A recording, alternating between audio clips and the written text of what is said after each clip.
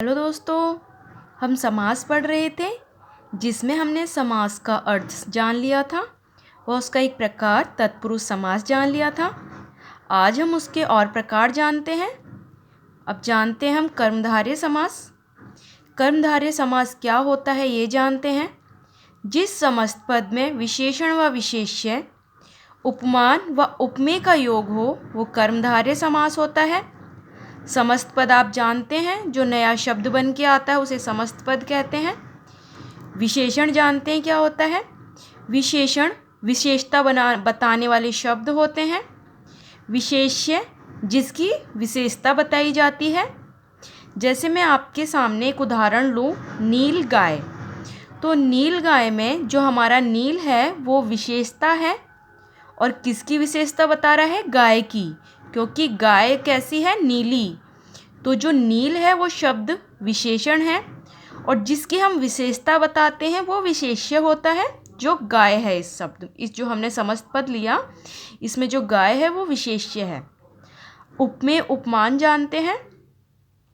उपमेय होता है जिसकी उपमा दी जाए, उपमान होता है जिससे उपमा दी जाए।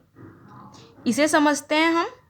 उपमेय होता है जो वो हमारे सामने प्रेजेंट होता है और उपमान हमारे सामने प्रेजेंट नहीं होता।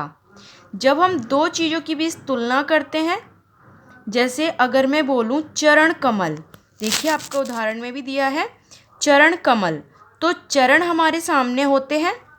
अगर किसी के चरण बहुत सुंदर हैं और हम कहते हैं कि कमल के समान चरण हैं, तो कमल तो हमारे सामने नहीं होता, चरण होते हैं। तो यहाँ पे हम उपमेय और उपमान है ऐसा कहेंगे।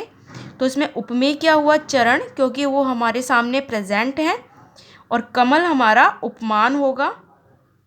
ठीक है। तो कर्मधारय समास क्या होता है, जिसमें विशेषण विशेष्य हो व उपमान व उपमेय हो।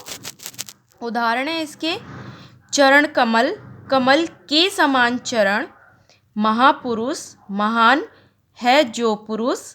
इसकी पहचान देखिए, विग्रह करने पर दोनों पदों के मध्य में है जो या के समान या रूपी आदि शब्द आते हैं। हमने उदाहरण में भी देखा, चरण कमल में हमारा दोनों पदों के बीच में के समान आ रहा है, वह महापुरुष में जो आ रहा है। नोट, यदि विशेषणों का दोहरान हो तो कर्मधारय समास होगा। विशेषण आपने जाना था ना कि क्या होता है, विशेषता बताने वाले शब्द। तो अगर कहीं पे इस तरह के शब्द हैं, लाल लाल, सफ़ेद झक, तो ये कैसे हैं, विशेषण शब्द हैं। अगर ये रिपीट कहीं होते हैं तो भी हमारा कौन सा समास होगा, कर्मधारय समास। अब देखते हैं हम द्विगु समास। द्विगु समास होता है जिस समस्त पद का पूर्व पद संख्यावाचक अर्थात उसमें आपको कोई संख्या है ये पता चलेगा, और संख्यावाचक विशेषण होता है हमारा। तो संख्यावाचक विशेषण हो व उत्तर पद प्रधान हो वो द्विगु समास होता है।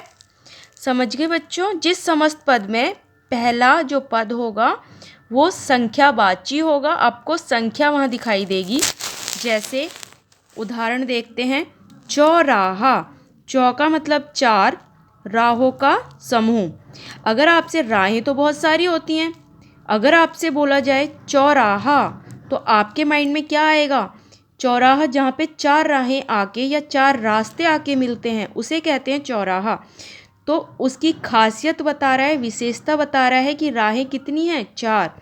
तिरंगा, तिरंगा में आपके कितने रंग होते हैं, तीन।